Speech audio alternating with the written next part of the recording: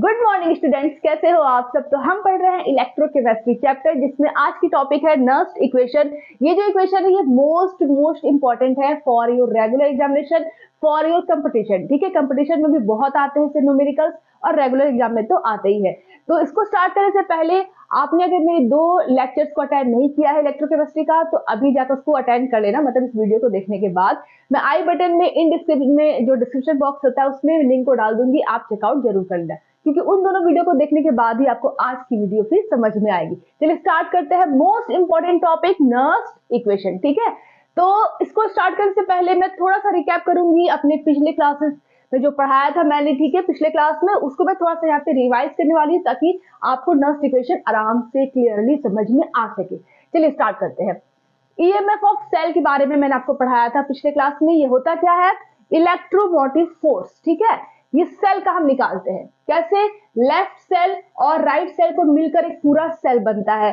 Left cell में oxidation होता है, राइट सेल में रिडक्शन होता है। ये सब मैंने आपको बता रखा है।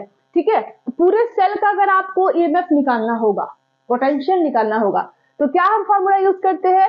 E cell is equal to E cathode minus E anode. ये फॉर्मूला है। ठीक है, ई कैथोड मतलब राइट साइड वाले में क्या होता है? रिडक्शन, तो वहां पर हम रिडक्शन पोटेंशियल लेते हैं। और लेफ्ट वाला जिसमें एनोड हम जिसे बोलते हैं, जिसमें ऑक्सीडेशन होता है, उसको हम बोलते हैं ई एनोड, और उसका भी हम रिडक्शन पोटेंशियल ही लेते हैं according to IUPAC system.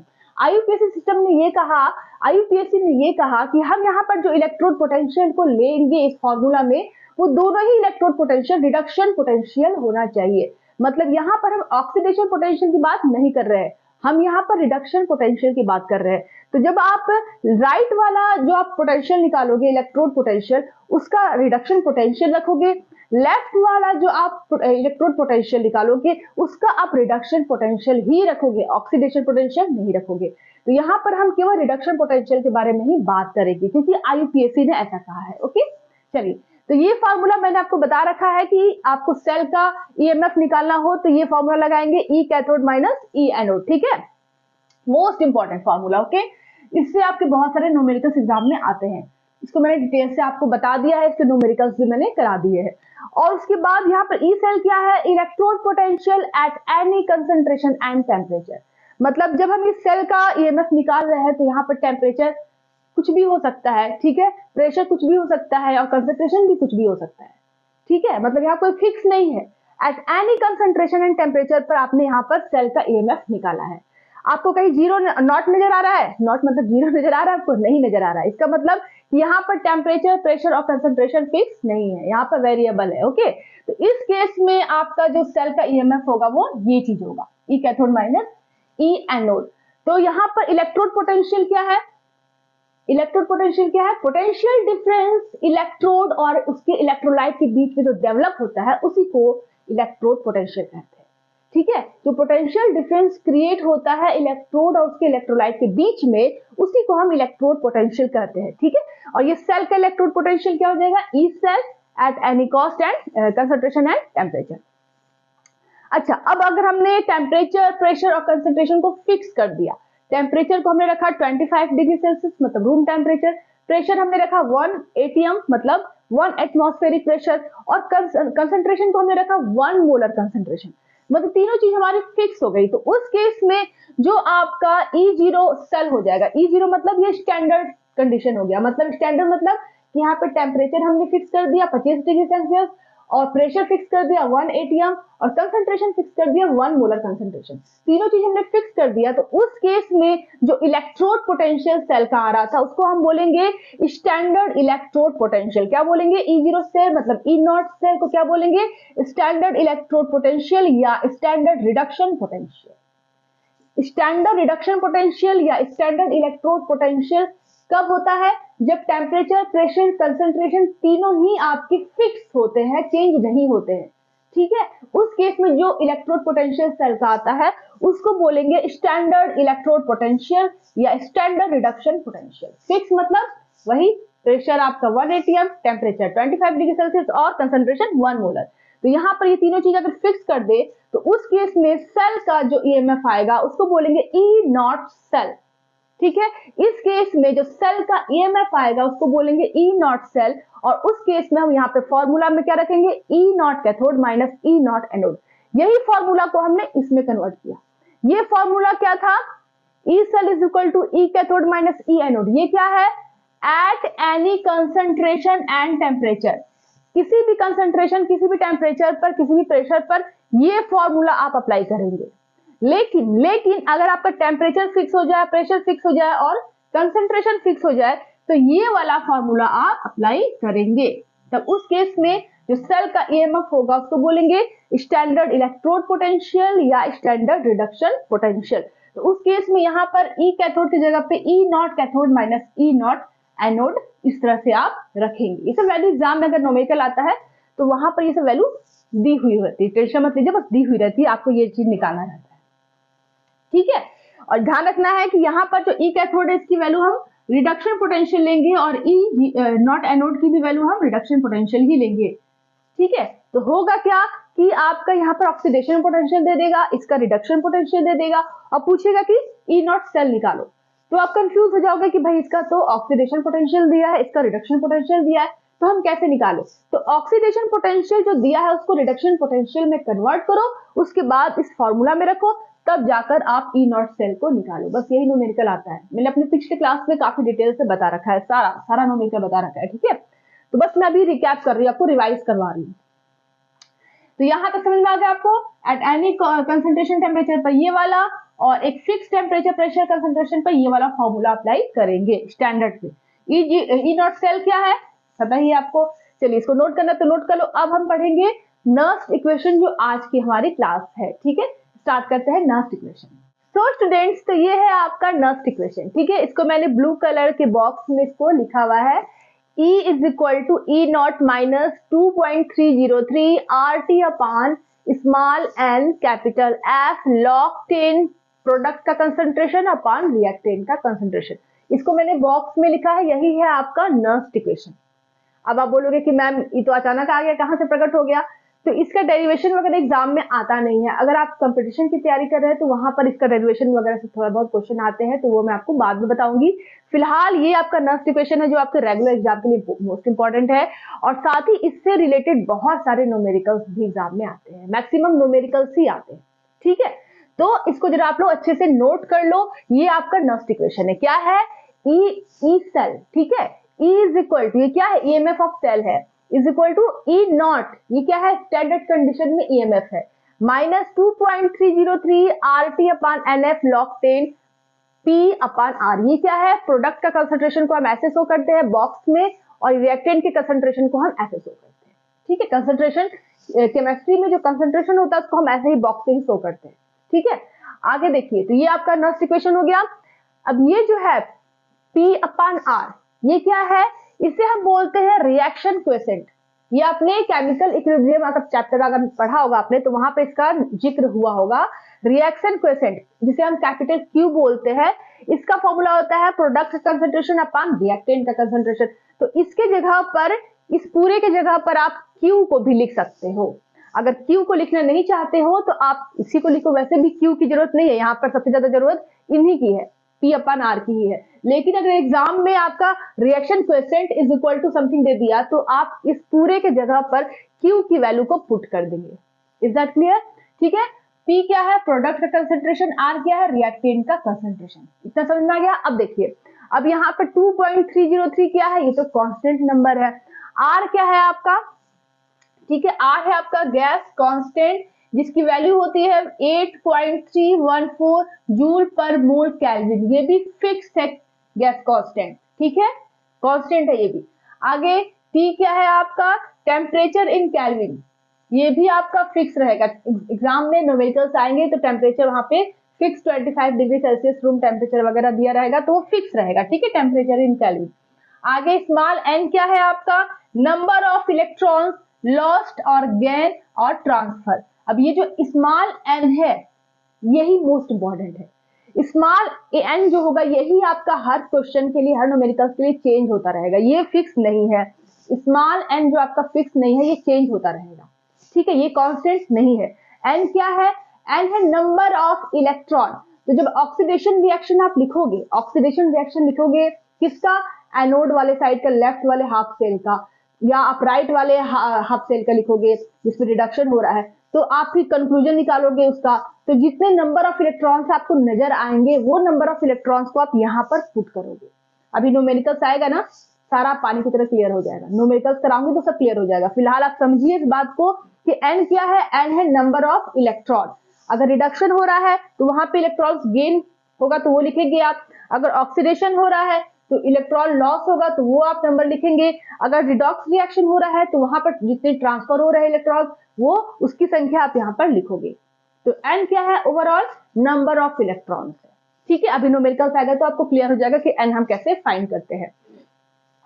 F क्या है, एफ है आपका फेराडे कांस्टेंट। फेराडे कांस्टेंट के बारे में आपने सुना होगा, फिजिक्स में भी है ये।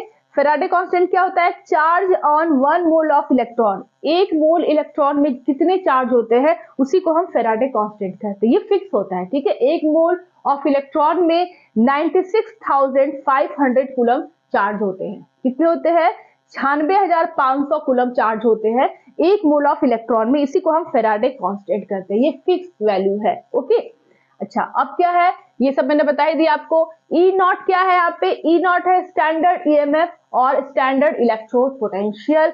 ई क्या है, ये वाला ईएमएफ और electrode potential at any concentration and temperature.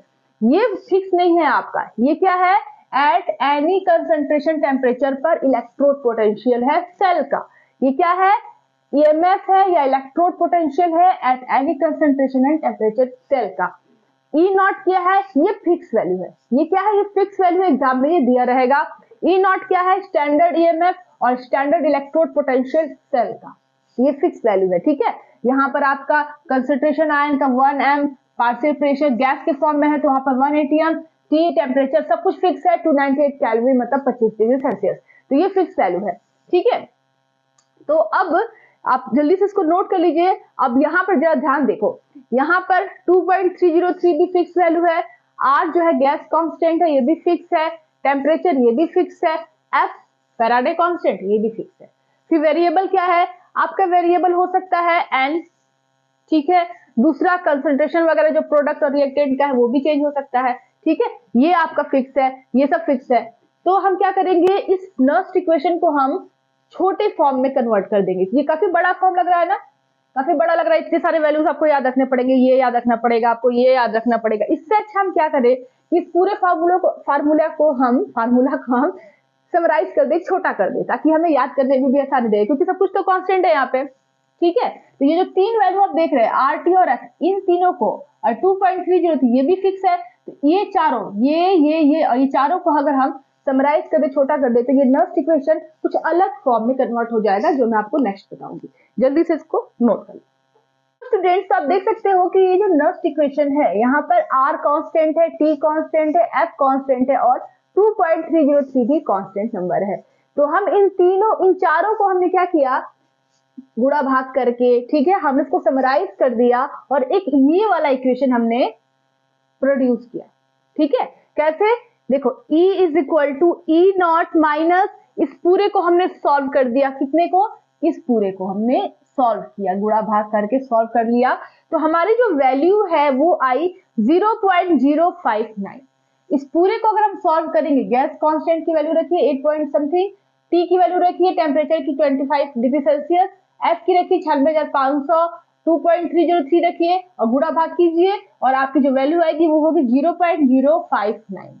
ठीक है, और यहाँ पे n क्या है, कांस्टेंट नंबर नहीं है, तो n को हम 10 का 10 लिखेंगे। ठीक है, फिर log 10 product concentration upon reactant का कंसंट्रेशन जो चेंज होगा आपका। तो ये आपका समराइज करके ये इक्वेशन आया, और इससे ही आपके 90% या कह सकते हैं आप 95% तक आपकी न्यूमेरिकल्स इसी बेसिस पर आते हैं। 95% तक न्यूमेरिकल्स क्वेश्चंस इसी बेसिस पर आते हैं। आपको फॉर्मूला, आपको क्वेश्चंस दे दिया जाएगा और आपको सेल का ईएमएफ फाइंड करने को बोलेंगे, ये भी आपको दे दिया जाएगा। बस आपको एन फाइंड करना होगा, एन फाइंड करके वैल्यू पुट करिए, ये सब दिया ही रहेगा, बस आपका क्वेश्चन हो जाएगा। ठीक है, न्यूमेरिकल्स में आपका एन को फाइंड करना रहेगा, मतलब पूरे क्वेश्चन में आपका ईएमएफ ऑफ सेल निकालने को बोलेगा। ठीक है, राइट, ये चीज दिया रहेगा, ये चीज आपको याद है 0.059, एन आपको खुद फाइंड करना रहेगा, log 10 P का कंसेंट्रेशन दिया रहेगा, R का कंसेंट्रेशन दिया रहेगा, सब कुछ दिया रहेगा। बस अगर आप N को फाइंड कर ले तो ये सब दिया ही हुआ है, N को फाइंड कर ले तो आपका सेल का EMF आप फाइंड कर सकते हैं। इसलिए मैंने कहा कि N की वैल्यू सबसे इंपॉर्टेंट है, ठीक है। नेक्स्ट इक्वेशन में N की वैल्यू सबसे इंपॉर्टेंट है, इसको फाइंड कर लिया, बाकी सब तो दिया रहेगा, तो सेल का EMF आप इजीली निकाल सकते हैं। Is that clear? ठीक है, तो चलिए अब स्टार्ट करते हैं सारे न्यूमेरिकल्स। इसको आपको अच्छे से याद रखना है, गलती नहीं करना है। हाँ, तो यहाँ पे 0.06 भी लिख सकते हैं, 9 की जगह यहाँ पे 9 को हटाकर यहाँ पे आप 6 भी लिख सकते हो, उसमें कोई प्रॉब्लम नहीं है, ठीक है। 0.059 लिखो या 0.06 लिखो, इसको नोट करना है तो नोट कर लो। तो स्टूडेंट्स, तो आप देख सकते हो यहाँ पर एक न्यूमेरिकल मैंने लिखा है, find the reduction potential and oxidation potential of this cell, ठीक है। ये कौन सा सेल है? राइट वाला हाफ सेल है, ठीक है। तो इसका आपको निकालना है रिडक्शन पोटेंशियल भी और ऑक्सीडेशन पोटेंशियल भी निकालना है आपको, ठीक है। और दिया क्या है? दिया है स्टैंडर्ड रिडक्शन पोटेंशियल की वैल्यू। स्टैंडर्ड रिडक्शन पोटेंशियल मैंने कैसे कह दिया भाई? स्टैंडर्ड इसलिए कहा क्योंकि यहाँ पे नॉट है तो स्टैंडर्ड हो गया। रिडक्शन पोटेंशियल कैसे कहा? अपने मन से नहीं, आप इस वैल्यू को जरा ध्यान से देखिए। यहाँ पे जो नीचे लिखा हुआ है ई नॉट के जो नीचे लिखा हुआ है, इसको बिल्कुल ध्यान से आपको देखना है। यहाँ पर लिखा है Fe2 प्लस ऑब्लिक Fe। इसका मतलब क्या हुआ कि Fe2 प्लस Fe में कन्वर्ट हो रहा है, मतलब +2 जो है वो 0 में कन्वर्ट हो रहा है, मतलब क्या हो रहा है? रिडक्शन हो रहा है। इसका मतलब यहाँ पर स्टैंडर्ड रिडक्शन पोटेंशियल की वैल्यू दी हुई है। तो सबसे पहला काम आप क्या करोगे कि आप जो वैल्यूज दी हुई है वो ध्यान रखना है कि स्टैंडर्ड रिडक्शन पोटेंशियल दिया है कि स्टैंडर्ड ऑक्सीडेशन पोटेंशियल दिया है। जनरली 99.99% केस में आपका स्टैंडर्ड रिडक्शन पोटेंशियल ही देता है, लेकिन फिर भी आप ध्यान से काम करेंगे, देखेंगे यहाँ पर रिडक्शन दे रहा है कि ऑक्सीडेशन दे रहा है। तो यहाँ पर आपका Fe2 प्लस Fe 0 में कन्वर्ट हो रहा है, मतलब रिडक्शन दिया हुआ है यहाँ पे। इसका मतलब कि स्टैंडर्ड रिडक्शन पोटेंशियल की वैल्यू आपकी -0.45 वोल्ट आपकी दी हुई है। ये वाली जो वैल्यू है वो दी हुई है, ई नॉट की वैल्यू दी हुई है यहाँ पे, ठीक है। इस सेल के लिए ई नॉट की वैल्यू दी हुई है। फाइंड क्या करना है आपको? फाइंड करना है reduction potential and oxidation potential of this cell. Is that clear? चलिए आगे और क्या चीज है? स्मॉल n की वैल्यू आपको फाइंड करनी होगी, वो तो कम से कम करेंगे ना, हर चीज दिया ही रहेगा क्या। तो n की वैल्यू आप फाइंड करेंगे, फिर वो पुट करेंगे तब सॉल्व करेंगे। अब यहाँ पर जो कंसंट्रेशन ऑफ प्रोडक्ट है, कंसंट्रेशन ऑफ रिएक्टेंट है, ये दिया है कि नहीं, इसके बारे में सोचिए। कंसंट्रेशन ऑफ प्रोडक्ट दिया है कि नहीं, कैसे पता करेंगे? सबसे पहला काम हम क्या करेंगे? सबसे पहला काम हम करेंगे, इस सेल का रिएक्शन लिखेंगे, इस सेल का रिएक्शन लिखेंगे। यहाँ पर क्या हो रहा है? Fe2 प्लस Fe में कन्वर्ट हो रहा है। बीच में यहाँ पर क्या दिया हुआ है आपका, जो आपका क्या बोलते हैं उसको, साल्ट ब्रिज टाइप का कुछ ये, लेकिन ये राइट सेल है, राइट सेल है। तो ये आपका इलेक्ट्रोड है और ये आपका इलेक्ट्रोलाइट दिया हुआ है। इलेक्ट्रोड को इलेक्ट्रोलाइट में डाला गया है, तो इस इलेक्ट्रोलाइट का कंसंट्रेशन दिया हुआ है 0.01 m, और इस इलेक्ट्रोड का जो कंसंट्रेशन है वो सॉलिड फॉर्म में है, और सॉलिड फॉर्म का जो कंसंट्रेशन होता है वो कितना होता है? 1, ठीक है। प्योर सॉलिड का कंसंट्रेशन, प्योर सॉलिड का जो कंसंट्रेशन होता है, ठीक है, प्योर सॉलिड का वो कितना होता है? 1। और प्योर लिक्विड का जो कंसंट्रेशन होता है, ठीक है, वो होता है 1। तो ये चीज आपको याद रखनी है, कहीं पे साइड पे लिख लीजिए आप लोग कि प्योर सॉलिड का कंसंट्रेशन 1 होता है, प्योर लिक्विड का कंसंट्रेशन भी 1 होता है, ठीक है। तो यहां तक तो हमें पता चल गया। अच्छा, अब यहाँ पर आगे देखो, इसको नोट कर लिए थे ना आप लोग, ठीक है। अब यहाँ पर सबसे पहले हम क्या करेंगे, इस हाफ सेल का नीचे हम रिएक्शन लिखेंगे। राइट वाला हाफ सेल है ये, मतलब कैथोड है ये, कैथोड में रिडक्शन होता है, इसका हम रिएक्शन लिखेंगे। Fe2 प्लस Fe में कन्वर्ट हो रहा है, मतलब ये कि Fe2 प्लस 2 इलेक्ट्रॉन को लिया और किस में कन्वर्ट हो गया? Fe सॉलिड में। इतना समझ में आ रहा है? तो ये क्या हो रहा है? यहाँ पर रिडक्शन हो रहा है, रिडक्शन हो रहा है। अब यहाँ पर इसका कंसंट्रेशन कितना दिया हुआ है? Fe2 प्लस का कंसंट्रेशन दिया हुआ है 0.01 m, और Fe का कंसंट्रेशन कितना दिया हुआ है? बोलो, Fe क्या है? सॉलिड फॉर्म में है, और सॉलिड का कंसंट्रेशन कितना होता है? 1 होता है। तो इसका जो कंसंट्रेशन है वो 1 दिया हुआ है, 1 m दिया हुआ है, ठीक है, काम खत्म। इसका कंसंट्रेशन कितना दिया हुआ है, ये क्या है प्रोडक्ट का कंसंट्रेशन, और ये क्या है रिएक्टेंट का कंसंट्रेशन। प्रोडक्ट, इस रिएक्शन में प्रोडक्ट क्या है, ये है, इसका कंसंट्रेशन कितना दिया है 1 को पुट करेंगे। रिएक्टेंट का कंसंट्रेशन कितना दिया हुआ है, ये है रिएक्टेंट, इसको नहीं देखो ये इलेक्ट्रॉन है, इस रिएक्टेंट को देखो, इसका कंसंट्रेशन कितना है 0.01 m, इसकी वैल्यू को यहां पुट करेंगे। n की वैल्यू आप फाइंड करके बताओ कितना है, n क्या है number of electron which involve in reduction और इन ऑक्सीडेशन। ठीक है, यहां पर रिडक्शन हो रहा है तो यहां पर n की वैल्यू कितनी दी हुई है 2, 2 इलेक्ट्रॉन यहां पे इन्वॉल्व हो रहा है रिडक्शन रिएक्शन में, तो n की वैल्यू 2 हो गई। अगर ये ऑक्सीडेशन होता, तो यहाँ पर n की वैल्यू कितनी होती 2 ही होती, क्योंकि यहाँ पे 2 इलेक्ट्रॉन्स को ये लूज कर रहा है। Is that clear? तो यहाँ पर नंबर ऑफ इलेक्ट्रॉन्स n की वैल्यू आप फाइंड करोगे, तो यहाँ पे n की वैल्यू हो गई 2। ठीक है, ये भी हो गया, ये सब भी हो गया। E0 की वैल्यू E0 की वैल्यू दी हुई है, बस सारे वैल्यू को पुट करो और EMF ऑफ सेल निकालो। ठीक है, EMF ऑफ सेल मतलब reduction potential of cell and oxidation potential of cell आपको फाइंड करना है। ठीक है, यहां तक समझ में आ गया, सारी वैल्यू को पुट करेंगे। देयरफॉर ठीक है, E इज इक्वल टू, अब यहाँ पे IUPAC ने कहा है कि हमेशा हमें रिडक्शन पोटेंशियल ही लेना है। इसका मतलब यहाँ पे जो EMF ऑफ सेल है, यहाँ पे जो E है, ये हम किस तरह का लेंगे, E+2/F ही लेंगे। आई बात समझ में कि नहीं? यहाँ पर जो E है ये किस फॉर्म में है, रिडक्शन पोटेंशियल के फॉर्म में। हमेशा आप फॉर्मूला में रिडक्शन पोटेंशियल को ही रखेंगे, ऑक्सीडेशन पोटेंशियल को नहीं रखेंगे। किसने कहा, IUPAC ने ऐसा कहा है। तो यहाँ पर हम Fe2+/Fe ही रखेंगे। ठीक है, ये क्या हो रहा है, यहाँ पर रिडक्शन हो रहा है Fe2+ का Fe में, और यहाँ पर E0 ये क्या है, ये भी आपका Fe2+/Fe ही है। ठीक है, और इसकी वैल्यू यहाँ पर कितनी दी हुई है -0.45 वोल्ट। सब कुछ हम रिडक्शन पोटेंशियल के ही फॉर्म में रखेंगे,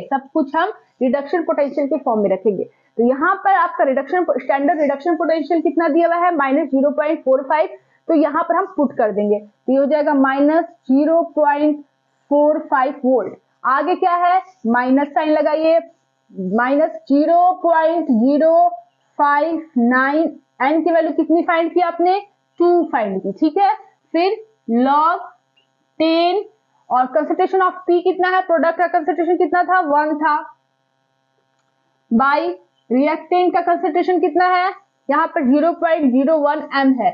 तो जब भी लॉग दिया रहता है ना, तो लॉग जब भी दिया रहे तो हम इस तरह की वैल्यू को हम 10 टू दी पावर के फॉर्म में लिखते हैं, 10 टू दी पावर के फॉर्म में इस तरह की वैल्यू हम लिखते हैं। तो यहाँ पर हो जाएगी 10 टू दी पावर -2। ठीक है, क्योंकि हम 0.01 को हम ऐसे 10 टू दी पावर -2 लिख सकते हैं ना, क्योंकि लॉग दिया हुआ है इसलिए हम ऐसा कर रहे हैं। लॉग नहीं दिया होता तो कोई बात नहीं होता। तो 1/100 अगर है तो इसको हम कैसे लिख सकते हैं, 1/10 टू दी पावर 2 लिख सकते हैं ना, और ये ऊपर जाएगा तो ये हो जाएगा 10 टू दी पावर -2। होगा कि नहीं होगा? ठीक है, तो यहाँ पर आपका 0.01 m को हम 10 टू दी पावर -2 के फॉर्म में लिख सकते हैं। ठीक है, और इसको जो है आपका चलिए ठीक है, इतना तो समझ में आ ही गया होगा आपको, थोड़ा बहुत मैथ तो आप लोग जान ही रहे होंगे, थोड़ा डिटेल से क्या बताना इसको। चलिए यहां तक हो गया। अब क्या करेंगे, इसको सॉल्व कर लेते हैं, -0.45 -0.059/2।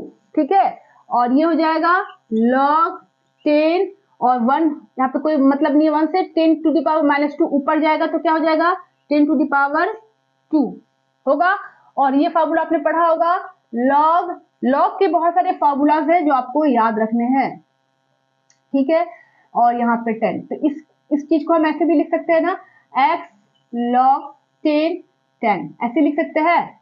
ये मैथ्स के अगर आप स्टूडेंट हैं तो ये सब आप जानते होंगे, मुझे बताने की जरूरत नहीं पड़ेगी। ठीक है, x की वैल्यू को हम आगे रखते हैं और log 10 बेस 10 इस तरह से लिख देते हैं। log 10 बेस 10 की वैल्यू जो होती है वो 1 के बराबर होती है। क्या होती है, 1 के बराबर। तो ये हो जाएगा x इंटू 1 मतलब x। ठीक है, इस तरह से। ठीक है, ये सब आपको पता होगा कि log 10 बेस 10 की वैल्यू कितनी होती है, 1 होती है। तो यहाँ पर आपका ये जो है, ठीक है, अब इसको सॉल्व करते, नीचे का दिखाई दे रहा है, यहाँ साइड में, यहाँ पे मैं बता देती हूँ आपको इतने में।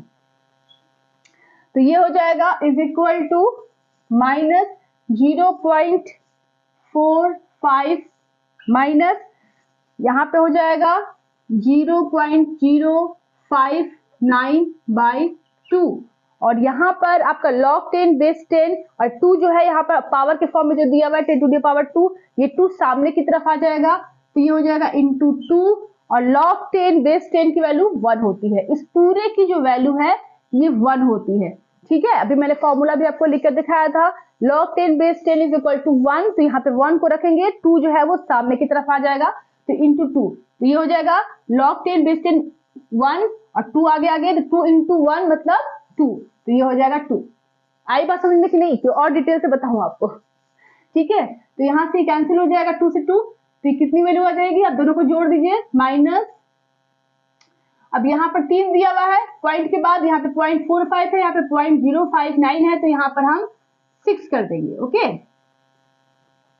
0.45 और 0.06 दोनों को हम ऐड कर देंगे तो कितना आएगा, 5 एंड 6 11 और यहाँ पर 5, तो ये हो जाएगा आपका इतना वोल्ट, -0.51 वोल्ट और ये क्या है आ गया आपका रिडक्शन पोटेंशियल आ गया, -0.51 वोल्ट, ये वाला आपका आ गया रिडक्शन पोटेंशियल। ठीक है, अब ऑक्सीडेशन पोटेंशियल निकालना है तो ठीक इसका उल्टा ऑक्सीडेशन पोटेंशियल हो जाएगा। Oxidation potential is equal to, sign को चेंज कर दीजिए, बाकी वैल्यू आपकी वही हो जाएगी। तो ऑक्सीडेशन पोटेंशियल कितना हो गया, +0.51 वोल्ट। ठीक है, नहीं समझ में आया तो एक बार रिपीट कर देती हूँ, ध्यान से देखिए। सबसे पहले आपको फॉर्मूला याद रखना है, यहाँ पर फॉर्मूला में हमें केवल रिडक्शन पोटेंशियल को ही रखना होता है अकॉर्डिंग टू आईयूपीएससी।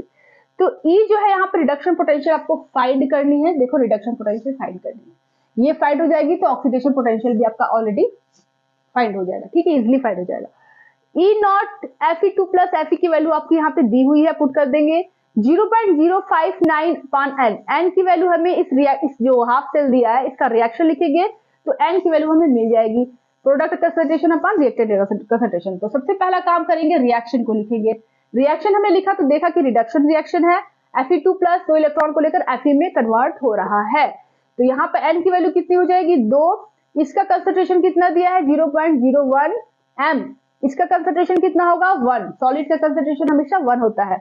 अब क्या करेंगे कि सारे वैल्यूज को हम इस फॉर्मूला में पुट करेंगे, यहाँ तक समझ में आ गया। अब ये जो फॉर्मूला है तो मैथमेटिक्स है आपका कि log 10 बेस 10 की वैल्यू 1 होती है और ये जो -2 जो है ऊपर चले जाएगा तो 2 होगा ना, 10 टू द पावर 2, तो 2 को हम आगे कर देंगे और यहाँ पे 2 इंटू 1 हो जाएगा, मतलब 2 हो जाएगा तो 2 को यहाँ पुट कर देंगे, नीचे भी 2 ऊपर भी 2 कैंसिल हो गया। अब सॉल्व कर दीजिए तो आपका ये आपका आंसर आ जाएगा। ठीक है, कुछ कंफ्यूजन है, अभी दूसरा क्वेश्चन करेंगे तो और अच्छे से समझ में आ जाएगा। ठीक है, नोट करना है तो नोट कर लीजिए। तो स्टूडेंट्स, तो हमारा जो नेक्स्ट न्यूमेरिकल है वो है find the reduction potential and oxidation potential of this cell. Okay, तो आप क्या करिए कि वीडियो को पॉज कीजिए और खुद से जरा ट्राई कीजिए। ठीक है, और देखिए आंसर कितना आ रहा है, उसके बाद फिर मैं बताऊंगी आपको, फिर आप मैच करके देखना क्या हो रहा है क्या नहीं हो रहा है। ठीक है, सबसे पहले आप वीडियो को पॉज करो और इसको सॉल्व करने की कोशिश करो। यस, हो गया। चलिए अब मैं करने जा रही हूँ, अब इस बिल्कुल ध्यान से आप अपना मैच कराइएगा कि आपने जो किया है वो सही है कि गलत है। तो यहाँ पर सबसे पहले हमें क्या निकालना है, रिडक्शन पोटेंशियल निकालना है, और जब रिडक्शन पोटेंशियल निकल जाएगा तो ऑक्सीडेशन पोटेंशियल तो निकल ही जाएगा। ठीक है, और साथ में यहाँ पे ई नॉट की वैल्यू दी हुई है, ई स्टैंडर्ड रिडक्शन पोटेंशियल की वैल्यू दी हुई है, और प्रोडक्ट कंसंट्रेशन और रिएक्टेंट का कंसंट्रेशन हम अभी रिएक्शन लिखेंगे तो मैं आपको बताऊंगी, एन की वैल्यू भी वहां से पता चल जाएगी। तो सबसे पहला काम हमें क्या करना होता है, इस हाफ सेल का हमें रिएक्शन लिखना होता है। अब आईयूपीएससी ने कहा कि हमेशा रिडक्शन पोटेंशियल ही रखना है, तो हम जो रिएक्शन लिखेंगे वो भी रिडक्शन का ही रिएक्शन लिखेंगे। ठीक है, ऊपर जरा ध्यान से देखिए, यहाँ पर लिखा है क्रोमियम सॉलिड और यहाँ पर ये किसमें है, Cr3+ में है, तो ये आपका लेफ्ट वाला हाफ सेल के बारे में बात हो रही है जिसमें ऑक्सीडेशन होता है, जिसमें एनोड। ओके, तो वो ऑक्सीडेशन वाला लेफ्ट वाले हाफ सेल की बात हो रही है। तो आप कोई भी हो हाफ सेल, चाहे राइट हाफ सेल हो चाहे लेफ्ट हाफ सेल हो, आपको रिडक्शन पोटेंशियल को ही पुट करना है और रिडक्शन वाला रिएक्शन ही लिखना है। Is that clear? तो यहाँ पर ऑक्सीडेशन तो हो रहा है बट इसका रिडक्शन वाला रिएक्शन अगर हम लिखेंगे तो वो क्या हो जाएगा, Cr3+ + 3 electron arrow chromium solid, ये होगा ना रिडक्शन। क्योंकि हमें रिडक्शन पोटेंशियल लिखना है, रखना है रिडक्शन पोटेंशियल, इसीलिए हमने रिडक्शन वाला रिएक्शन को ही पिकअप किया। आई बात समझ में? हो रहा है इस रिएक्शन में ऑक्सीडेशन, 0 से +3 ऑक्सीडेशन हो रहा है, लेफ्ट वाला हाफ सेल है। लेकिन क्योंकि फॉर्मूला में हमें रिडक्शन पोटेंशियल की वैल्यू रखनी है हर जगह, इसलिए हमने रिडक्शन वाला रिएक्शन को ही उठाया है, लिया है, पिकअप किया है। ओके, तो यहाँ पर जो Cr3+ है, इसका जो कंसंट्रेशन है वो है 0.1 m, 0.1 m कंसंट्रेशन दिया हुआ है। उसके बाद इस क्रोमियम का जो कंसंट्रेशन है वो 1 है, ठीक है, 1 m है, ये तो आपको पता है, ठीक है। आगे देखो n की वैल्यू कितनी दी हुई है, यहाँ पे 3 दी हुई है, तो आपको इसका कंसंट्रेशन पता चल गया, ये पता चल गया, ये पता चल गया, ये दिया हुआ है, वैल्यू को पुट करो। Therefore E reduction potential is equal to, reduction potential हमें यहाँ पे फाइंड करनी है, और जब ये निकल जाएगा तो ऑक्सीडेशन पोटेंशियल निकल ही जाएगा, ठीक है। तो यहाँ पर हो जाएगा ERP is equal to, E0 की वैल्यू कितनी दी हुई है, E यहाँ पे क्या है, रिडक्शन के फॉर्म में है, रिडक्शन स्टैंडर्ड रिडक्शन पोटेंशियल, +3 में स्टैंडर्ड रिडक्शन पोटेंशियल दिया हुआ है, ठीक है। इसकी वैल्यू यहाँ पे पुट करेंगे, इसलिए मैंने यहाँ पे भी रिडक्शन पोटेंशियल, यहाँ पर भी रिडक्शन पोटेंशियल, पूरा फॉर्मूला में reduction potential. Is that clear? अब यहाँ पर हम वैल्यू को पुट करेंगे, -0.75 है, उसके बाद बीच पे माइनस है, उसके बाद है 0.06 लिखो या 0.05 टाइम लिखो, वो आपके ऊपर है, ठीक है। वैसे 2 अंक तक रहता है, पॉइंट दशमलव के 2 अंक तक, तो इजी रहता है कैलकुलेशन में। तो यहाँ पर हो जाएगा n की वैल्यू कितनी दी हुई है, 3 दी हुई है, ठीक है। log बेस 10, प्रोडक्ट का कंसंट्रेशन कितना दिया, प्रोडक्ट है आपका क्रोमियम सॉलिड, कंसंट्रेशन कितना दिया हुआ है, 1 दिया हुआ है, और आपका रिएक्टेंट का कंसंट्रेशन कितना दिया हुआ है, 0.1, मतलब 10⁻1 लिख सकते हैं कि नहीं लिख सकते हैं, इसको लिख सकते हैं ना, 0.1 का मतलब 1/10, ठीक है, इसी को बोलेंगे 0.1, और आपका ये हो जाएगा 10⁻1 लिख सकते हैं ऐसे। आगे क्या हो जाएगा, इसको सॉल्व कीजिए तो हो जाएगा आपका -0.75 -0.06 बाई, यहाँ पे वैल्यू को पुट नहीं किया था मैंने, यहाँ पे 3 रखिए, यहाँ पर भी 3 रखिए, ये हो जाएगा log 10, और ये ऊपर चला जाएगा तो क्या हो जाएगा 10⁻⁻1 होगा कि नहीं, बोलो, होगा ना। अब ये आपका 1 सामने की तरफ आ जाएगा, ठीक है, तो ये हो जाएगा, एक सेकेंड कुछ गड़बड़ हो रहा है, यहाँ पे -1 होगा और यहाँ पे +1 हो जाएगा, ऊपर जाएगा, तो ठीक है। तो यहाँ पे हो जाएगा -0.75 -0.06/3 इंटू ये 1 सामने आ जाएगा, log 10 बेस 10 की वैल्यू 1 होती है, तो ओवरऑल 1 हो जाएगी। तो यहाँ पर हो जाएगा आपका, इसको सॉल्व करिए अब, तो कितना आएगा आपका, इसको कैंसिल करो, तो ये हो जाएगा 2 बार में, ठीक है।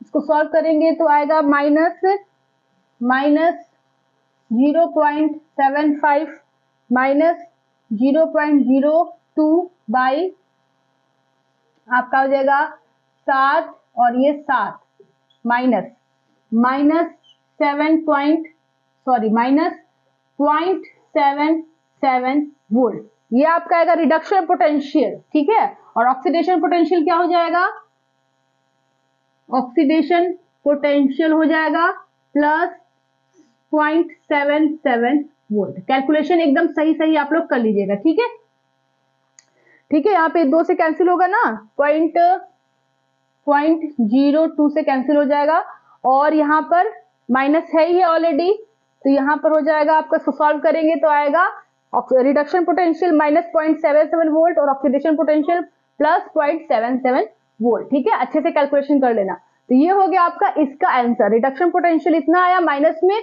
और इसका अपोजिट कर देंगे रिडक्शन पोटेंशियल, ऑक्सीडेशन पोटेंशियल, ठीक है। तो इसको नोट करना है तो नोट कर लो। अब नेक्स्ट क्वेश्चन पे हम पहुंचते हैं। तो स्टूडेंट्स, तो आप देख सकते हो कि यहाँ पर जो क्वेश्चन है वो है find EMF of cell of this particular cell, ठीक है। इसका ईएमएफ पूछ रहा है और आपको ई नॉट की वैल्यू दी हुई है। तो इसकी पहले जो 2 क्वेश्चन मैंने कराया उसको आप जरा ध्यान से देखिए। उसको मैंने क्या कराया था कि उसमें राइट हाफ सेल दिया हुआ था और उसका ईएमएफ पूछ रहा था, लेफ्ट हाफ सेल दिया हुआ था उसका ईएमएफ पूछ रहा था। लेकिन इस वाले क्वेश्चन में आप जरा ध्यान से देखिए, कि इसमें पूरा का पूरा एक सेल दिया हुआ है। आप देख रहे हो बीच में साल्ट ब्रिज है, इसका मतलब पूरा का पूरा एक सेल दिया हुआ है। ये है आपका लेफ्ट हाफ सेल, ये है आपका राइट हाफ सेल। लेफ्ट वाले में ऑक्सीडेशन हो रहा है 0 से +3 ऑक्सीडेशन हो रहा है, राइट वाले में +2 से 0 मतलब रिडक्शन हो रहा है। तो ये पूरा एक कंप्लीट सेल है और इसी सेल का आपको ईएमएफ निकालना है। तो पहले क्वेश्चन दो किए वो अलग था, ठीक है, उसमें केवल एक ही सेल आपका हाफ सेल दे रहा था, एक ही हाफ सेल। ऑक्सीडेशन रिएक्शन आप लिख रहे थे, नंबर ऑफ एन की नंबर निकाल रहे थे, ठीक है। रिडक्शन हाफ सेल दिया हुआ था तो नंबर ऑफ इलेक्ट्रॉन्स एन की वैल्यू आप फाइंड इजीली कर ले रहे थे। तो इसके पहले वाले क्वेश्चन बहुत ही इजी था। लेकिन अब इस क्वेश्चन में आपका हाफ सेल नहीं दिया है, अब पूरा का पूरा कंप्लीट सेल दिया हुआ है, बीच में साल्ट ब्रिज है। आई बात समझ में। अब यहाँ पर जब आप एन निकालोगे, नंबर ऑफ इलेक्ट्रॉन निकालोगे, तो यहाँ पर थोड़ा सा आपको अपनी बुद्धि यूज करनी होगी, थोड़ा मेहनत करना होगा, ठीक है। चलिए अब यहाँ पर जब आप ध्यान से देखिए, साथ में क्या दिया हुआ है, E naught reduction potential of left half cell and standard oxidation potential of reduction potential of this half cell. क्योंकि आईयूपीएससी ने कहा है कि रिडक्शन पोटेंशियल ही रखना है, इसलिए ऑलरेडी रिडक्शन पोटेंशियल की वैल्यू एग्जामिनर ने दे रखा है आपको, ठीक है। स्टैंडर्ड रिडक्शन पोटेंशियल की वैल्यू इस सेल की दे रखी है, स्टैंडर्ड रिडक्शन पोटेंशियल की वैल्यू इस सेल की दे रखी है। क्योंकि आपको पता है कि यहाँ पे ऑक्सीडेशन हो रहा है, पता है आपको 0 से +3 ऑक्सीडेशन हो रहा है, फिर भी आप इसका रिडक्शन पोटेंशियल ही वैल्यू करेंगे, वैल्यू देंगे, रखेंगे, ठीक है। यहाँ पे आपको पता है कि ऑक्सीडेशन हो रहा है, फिर भी आप इसका स्टैंडर्ड रिडक्शन पोटेंशियल की वैल्यू ही देंगे, ठीक है। यहाँ पे कितना दिया है स्टैंडर्ड रिडक्शन पोटेंशियल, -0.75 वोल्ट। यहाँ पर तो रिडक्शन हो रहा है, तो यहाँ पर स्टैंडर्ड रिडक्शन पोटेंशियल की वैल्यू दी हुई है। आगे बात समझ में, ये पूरा का पूरा कंप्लीट सेल का आपको ईएमएफ निकालना है। आपको फॉर्मूला पता है कि ईएमएफ ऑफ सेल क्या होता है, E naught cell -0.059/n log concentration of product upon concentration of reactant. यहाँ पर ई नॉट सेल कैसे निकलेगा, तो आपका ई नॉट सेल का जो फॉर्मूला है, ठीक है, सिंस अभी थोड़ी देर पहले मैंने आपको बताया था कि E naught cell is equal to होता है ई नॉट कैथोड, ठीक है, माइनस ई नॉट एनोड, बताया ना मैंने थोड़ी देर पहले आपको। तो ये जो फॉर्मूला है यहाँ पर ये भी अप्लाई होगा। ई नॉट सेल निकालने के लिए ये जो वैल्यू है, इसकी वैल्यू निकालने के लिए आप इस चीज को ध्यान रखेंगे। अब ये कहां से आएगा, ई नॉट कैथोड ये हो गया, सॉरी ये हो गया, ई नॉट कैथोड ये हो गया, ई नॉट एनोड ये हो गया। आ रही है बात समझ में कि नहीं। ये है आपका, ये वाला हाफ सेल क्या है, कैथोड है, ओके। ये वाला हाफ सेल क्या है, एनोड है। ये सब तो पढ़िए आप। तो फॉर्मूला में ई नॉट कैथोड रखना है, मतलब ये वाली वैल्यू रखनी है, मतलब ये वाली वैल्यू रखनी है, ठीक है। और ई नॉट एनोड रखना है, मतलब एनोड में ये वाला रिडक्शन पोटेंशियल की वैल्यू रखनी है। यहाँ पे ये सब रिडक्शन पोटेंशियल की वैल्यू आप रखेंगे, ठीक है। रिडक्शन पोटेंशियल, ठीक है। बात समझ में आ रही है क्या बोल रही हूँ। तो ऑलरेडी ही एग्जामिनर ने आपको रिडक्शन पोटेंशियल दे रखा है, स्टैंडर्ड रिडक्शन पोटेंशियल एनोड का भी और कैथोड का भी दे रखा है। तो आप क्या करेंगे कि कैथोड का स्टैंडर्ड रिडक्शन पोटेंशियल की वैल्यू को यहां रखेंगे, एनोड का स्टैंडर्ड रिडक्शन की पोटेंशियल की वैल्यू यहां रखेंगे, और standard reduction potential of cell यहां पर आपकी वैल्यू आ जाएगी, वैल्यू पुट करेंगे यहां पे आ जाएगी। अब इसको उठाकर आप यहां पर रखेंगे, एन की वैल्यू फाइंड करेंगे, ये सब तो दिया हुआ है, और आपका आ जाएगा ईएमएफ ऑफ सेल। आ गई बात समझ में कि नहीं। चलो फिर से समझो बात को, एक बार और समझा देती हूँ। पहले क्वेश्चन को समझ लेते हैं तब करते हैं, ठीक है। चलिए देखो, आपने इसके पहले किया कि हाफ सेल आपका दिया हुआ था ऑक्सीडेशन का, रिडक्शन का, तो एन की वैल्यू आप इजीली निकाल ले रहे थे, बहुत ही इजीली पुट कर रहे थे, आ रहा था क्वेश्चन, आपका आंसर सॉल्व हो जा रहा था। लेकिन इस क्वेश्चन में क्या है कि एक पूरा कंप्लीट सेल दिया हुआ है, जिसमें ऑक्सीडेशन भी हो रहा है, जिसमें रिडक्शन भी हो रहा है, और इस पूरे कंप्लीट सेल का आपको ईएमएफ निकालना है। साथ ही आप देख रहे हो कि यहाँ पर ऑक्सीडेशन हो रहा है, यहाँ पर रिडक्शन हो रहा है। आपको स्टैंडर्ड रिडक्शन पोटेंशियल दोनों की दी हुई है। आपका यहाँ पर जो है ये क्या है, standard reduction potential of left half cell, standard reduction potential of right half cell आपको दे रखा है, ठीक है। तो अब आपको निकालना क्या है, इस सेल का ईएमएफ निकालना है। तो फॉर्मूला क्या है, E cell is equal to E naught cell -0.059/n log P/R, ये फॉर्मूला है। तो ई नॉट सेल ये कैसे निकलेगा, इन दोनों के हेल्प से निकलेगा, क्योंकि आपको फॉर्मूला पता है कि E naught cell is equal to E naught cathode minus E naught anode होता है। तो आप यहां से ये वैल्यूज को पुट कर देंगे यहाँ पे। ये क्या है, कैथोड है, इसका कितना वैल्यू दिया है, इतना दिया है, तो यहाँ रखेंगे। ये क्या है, एनोड है, इसकी वैल्यू इतनी दी हुई है, एनोड की जगह पे पुट करेंगे, ई नॉट सेल निकल जाएगा। ई नॉट सेल निकलेगा, इस वैल्यू को आप यहाँ पुट करेंगे। एन की वैल्यू कैसे निकलेगी, तो चूंकि यहाँ पर ऑक्सीडेशन भी हो रहा है, रिडक्शन भी हो रहा है, तो ये रिडॉक्स रिएक्शन है, तो पूरा रिडॉक्स रिएक्शन आप नीचे लिखेंगे, एन की वैल्यू फाइंड करेंगे और यहाँ पर वैल्यू को रखेंगे। पी दिया हुआ है, आर दिया हुआ है, सब वैल्यू पुट करेंगे तो आपका आ जाएगा ई सेल। यही तो पूछ रहा है ना, यही चीज पूछ रहा है, ई सेल आपका फिर आ जाएगा। चलो करके देखते हैं, ठीक है। पहले आप वीडियो को पॉज करो, खुद से ट्राई करो, ठीक है। उसके बाद फिर मैं जो कर रही हूँ मेरे से मिलाना। पॉज कर लिए, चलिए अब देखते हैं। तो यहां तक समझ में आ गया। तो सबसे पहला हम काम क्या करते हैं कि ये ई नॉट सेल निकाल लेते हैं, ठीक है। E naught cell is equal to क्या हो जाएगा, ई नॉट कैथोड की वैल्यू कितनी दी हुई है, देखो जरा, माइनस 0.45 वोल्ट, फिर माइनस ई नॉट एनोड की वैल्यू कितनी दी हुई है, माइनस 0.75। सॉल्व करिए इसको, कितना होगा, ये हो जाएगा minus 0.45 plus 0.75 is equal to कितना हो जाएगा, और यहाँ पे 3 और यहाँ पे प्लस, ठीक है, इतना वोल्ट होगा ना। 550 हो जाएगा और 7 में से 4 3 हो जाएगा और प्लस साइन हो जाएगा क्योंकि प्लस 0.30 वोल्ट। ये आपका आएगा ई नॉट सेल की वैल्यू। तो ये जो ई नॉट सेल की वैल्यू आई, इसको हम यहाँ पर रखेंगे फॉर्मूला में, क्योंकि हमें ये निकालना है, ओके।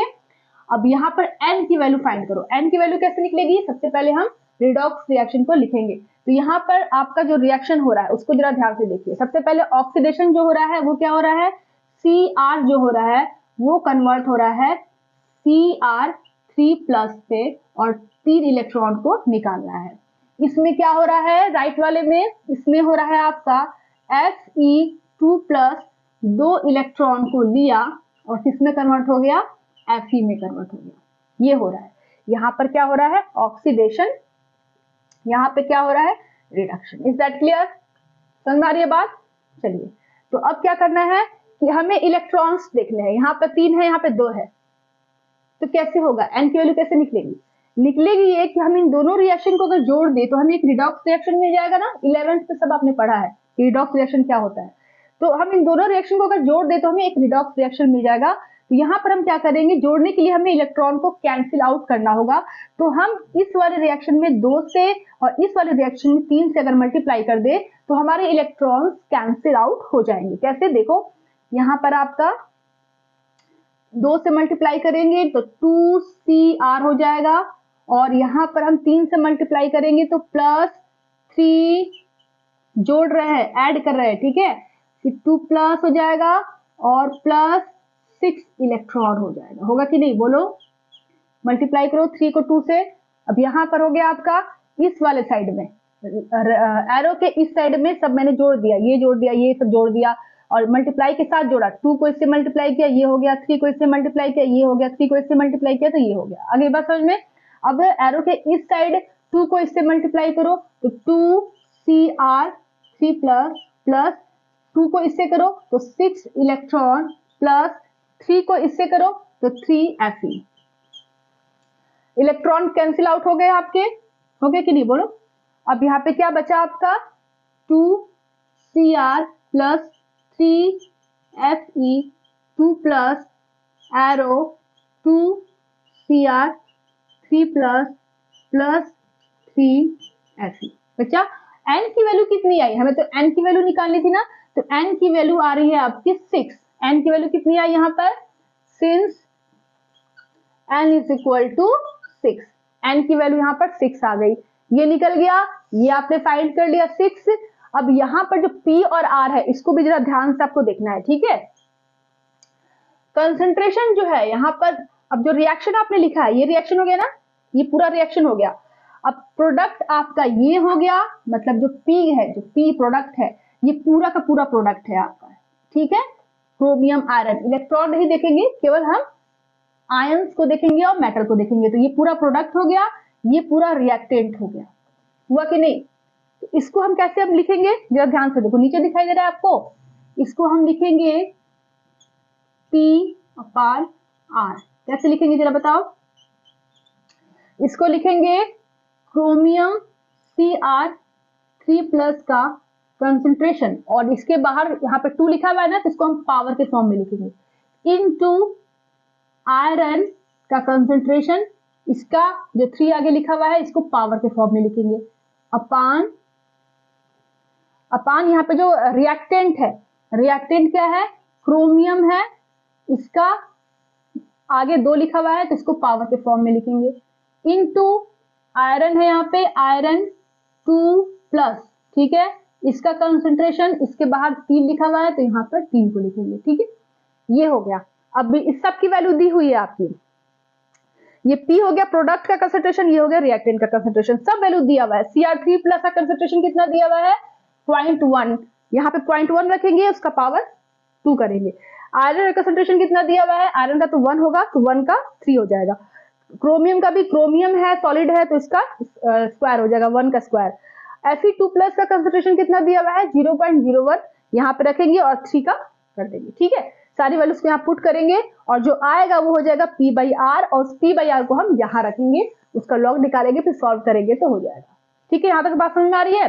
चलिए अब इसको थोड़ा साफ कर देती हूँ ताकि मैं आपको नीचे का आपको दिख रहा है कि नहीं, जरा मैं चेक कर लेती हूँ वीडियो में कि नीचे का आपको दिख रहा है कि नहीं, ठीक है, छोटा छोटा है लेकिन दिख रहा है, छोटा छोटा लिखा है, ठीक है, एक बार रिपीट कर देती हूँ आपको। कंसंट्रेशन ऑफ P है Cr3+ का स्क्वायर इंटू Fe का 3, और कंसंट्रेशन ऑफ रिएक्टेंट है Cr का स्क्वायर इंटू Fe2+ का 3। ये पूरा आपका, ये जो है रिएक्शन है ना, ये पूरा आपका हो जाएगा प्रोडक्ट का कंसंट्रेशन, ये पूरा हो जाएगा रिएक्टेंट का कंसंट्रेशन, और जो आगे जो नंबर्स लिखे हुए हैं उनको आप पावर के फॉर्म में लिखेंगे, बस, बहुत इजी। इतना समझ में आ गया।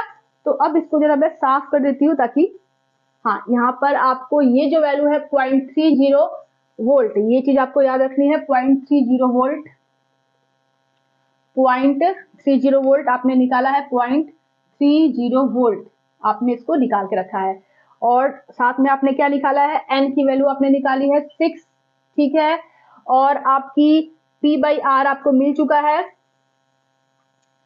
P/R आपको मिल चुका है, ठीक है।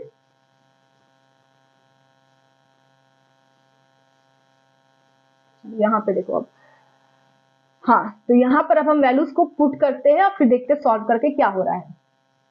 तो यहाँ पर E cell, therefore E cell is equal to E naught cell की वैल्यू आ रही है +0.30 माइनस 0.06 लिख सकते हैं इसको, बाई n की वैल्यू कितनी आ गई 6 लॉग कंसंट्रेशन ऑफ P, ये कितना है, चलिए यहाँ पर क्रोमियम 3+ का कंसंट्रेशन कितना दिया हुआ है, क्रोमियम 3+ का 0.1 m है, मतलब हम इसको ऐसे लिख सकते हैं 10⁻⁻1 का स्क्वायर, 10⁻⁻1 कंसंट्रेशन है क्रोमियम 3+ का, तो इसका स्क्वायर इनटू ब्रैकेट में आयरन का कंसंट्रेशन कितना हो जाएगा, सॉलिड है तो 1 हो जाएगा, 3 बाई क्रोमियम, ये भी सॉलिड है तो इसका कंसंट्रेशन कितना हो जाएगा 1 इंटू आयरन 2+ का कंसंट्रेशन कितना दिया हुआ है, आयरन 2+ का कंसंट्रेशन दिया हुआ है 10⁻⁻2, और इसका हो जाएगा 3, ठीक है। अब इसको हम सॉल्व कर लेंगे,